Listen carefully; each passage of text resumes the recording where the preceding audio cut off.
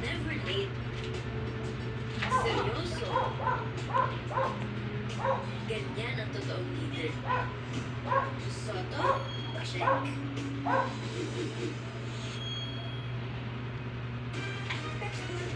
Ay, harap pa skills din. Pero kaya. Welcome mga guys. So for this video nga po ay guys, magpiprito po tayo ng galunggong guys. So ito po yung binili ng aking misis kanina sa palengke. So na-miss po natin magprito ng galunggong guys.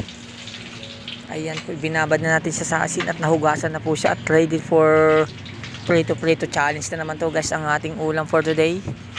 So wala akong nabili kaninang isda sa palengke. So ito po yung nakita na medyo maayos-ayos pa at sariwa. So ito po yung aking binili ng aking partner kanina guys, pritong galunggong, at request din ng aking dalagang anak na mag-ulam daw kami ng galunggong. Ayan po, naka-prepare na po yung ating mantika guys at mainit-init na, tumatalsik pa sa aking kamay guys. Ayan, so iprinito na natin ang ating galunggong guys. Ayan po, galunggong kanina ay tumatilaok pa, tumatalon-talon pa, nakala mo buhay pa pero hindi na pa pala guys. So kailangan pa nagprito ka ng ganito is kailangan mainit na mainit ang kawali guys para hindi po dumikit, dahil po ito'y walang kaliskis, hindi katulad ng bangus na mapalos. Ayan guys, kailangan mainit lang talaga yung mantika bagong sa isa lang, para po pag minsan kasi pag tayo nagluluto guys pag hindi mainit pang mantika is dumidikit po yung balat ng isda. So wala po siyang wala po siyang kaliskis, hindi tulad ng tilapia saka bangus yun, pero ito talaga kailangan medyo mainit guys. So prito lang siya, yun muna yung ating ulam, yung basic na luto lang to guys, prito lang, hindi natin nahaluan na ng sabaw o kung hindi na tayo gagamit pa ng ibang ulam, ito na lang para mabilisan kasi anong oras na rin po guys, is almost 8 o'clock na ng gabi. Ay, nagluluto pa tayo ng ulam, gutom na yung ating tiyan, tumutunog-tunog na guys.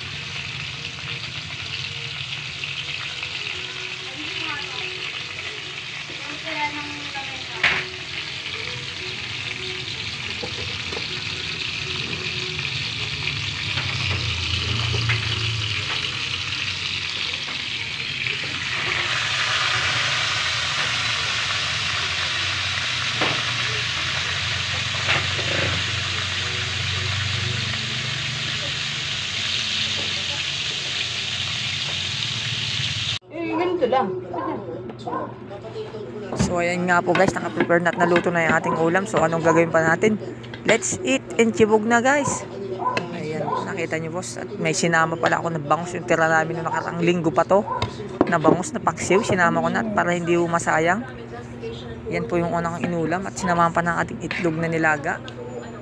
So ano pang hinihintay natin, kainin na natin to habang mainit pa. Nakikita naman yan, ayan po yung ating ulam na galunggong na isda.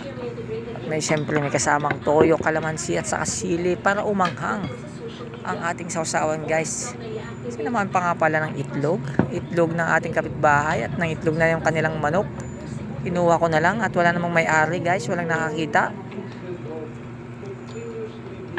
Para na, chibugin na natin lahat to mga kanayon. At dahan-dahan lang ang subo ni kuya, at baka daw mabulunan, wala pang tubig na malamig.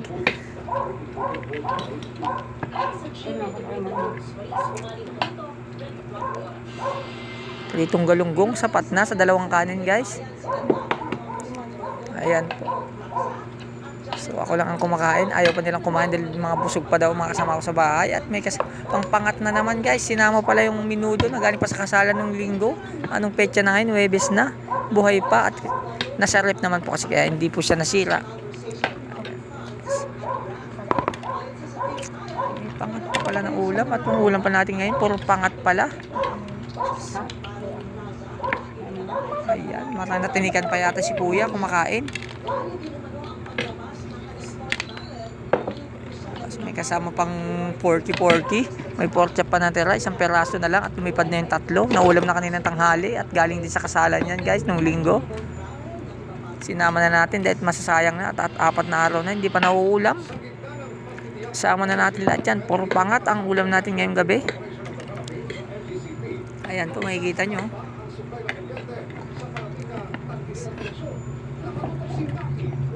Dahan-dahan lang ang subo, walang tubig at nagigib pa. At bumili pa pala kami sa tindahan ng mineral water guys.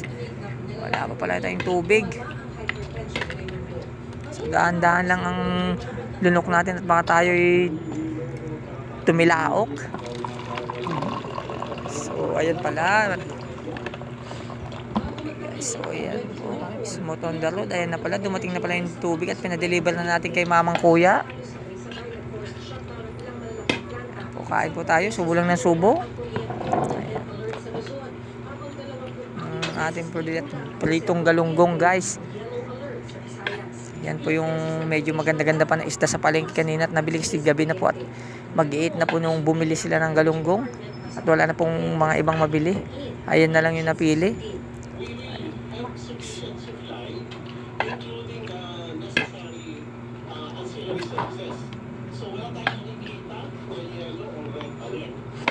Ayan po, yummy ang galunggong na prito.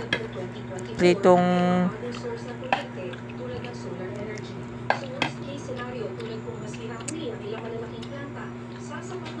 talaga nagpipil natin, kailangan na ng toyo, kalamansi sa kasili. Yan po yung nagpapalasa sa isang prito guys. May sausawan po tayo. Malinamnam at yummy.